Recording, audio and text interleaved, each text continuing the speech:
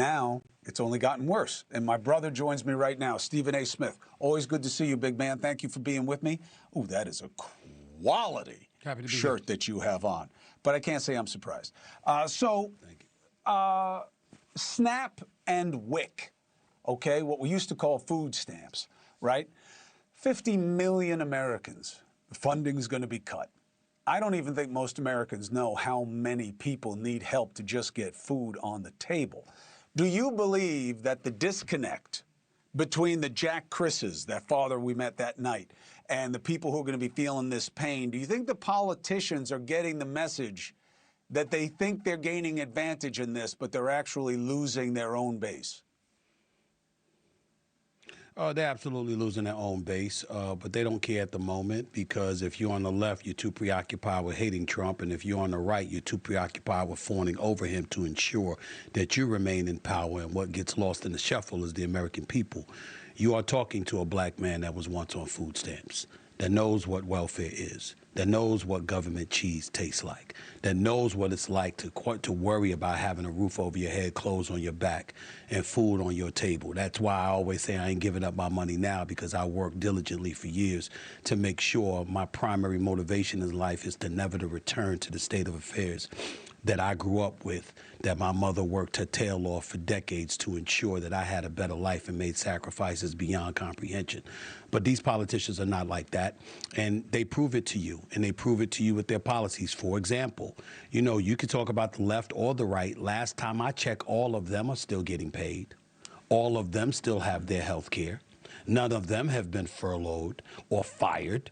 Why haven't you all? You can raise your hand and volunteer and say that you're not accepting any money, but the reality is you have a choice, while there are millions of Americans you're not giving a choice to, because you all on Capitol Hill had all of this time to negotiate, whether it's a continual resolution, whether it's the ACA subsidies, or whatever you want to talk about.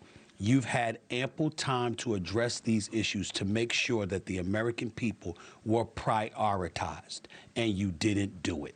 Now, it's one thing to sit up there and disagree about the border. It's one thing to disagree about safety in the streets. It's one thing to disagree about the economy. But as long as people are out there with their jobs and still working, you might have somewhat of an excuse for throwing something to the back burner for a day or a month or a couple of months or 6 months or whatever. They had this CR issue back in March. Chuck Schumer lost tremendous support because he wouldn't support a government shutdown back then. Here we are, you had 6 months to get this resolved and you haven't done it. It's egregious. And all of them are to blame on both sides, because none of them, and I'm not talking about individuals like the representatives that you had. I'm not speaking to individuals not giving a damn about the American people. I'm saying the collective body that is our federal government should be purged. They all should go, because they all are sickening right now. They all are.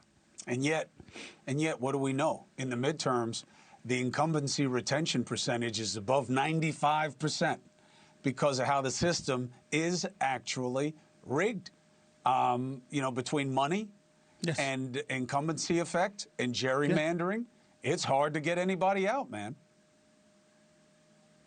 Yeah, well, even though the president is obviously a culprit in it all, it still doesn't negate the fact that when he says the system is rigged, this is the kind of fodder that makes you believe him. Because when you see this kind of stuff taking place, and then you hear about issues like redistricting and gerrymandering and all of this stuff, you say, okay, this is what they're trying to do. It's politicians picking for the voters instead of the voters picking politicians, right? Well, if that's a roundabout way of saying it or showcasing that the system is rigged, they're not going to go into specificity when it comes to what Trump is talking about, knowing that he's just as big of a culprit as anybody else. They're going to look at his overall branding of the political apparatus that we're under, and they're going to remember him using the words rigged, rigged, rigged, and 77 million people at least did say, and probably would say again, he's absolutely right. And then we get nowhere. Same old stuff, different day. Thank you for watching. Subscribe below and download our NewsNation app right now on your phone, and you will get fact-based, unbiased news for all Americans.